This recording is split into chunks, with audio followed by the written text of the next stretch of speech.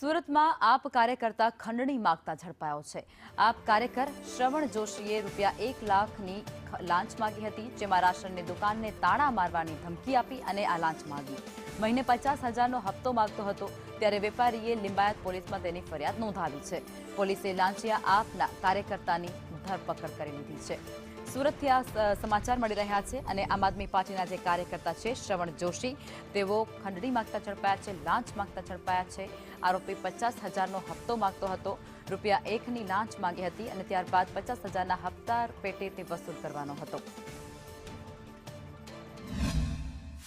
અમે સસ્તા અનાજની દુકાન પર શરણભાઈને કહેવાથી અમે જતા હતા અને 25,000ના હપ્તા બાંધેલા હતા।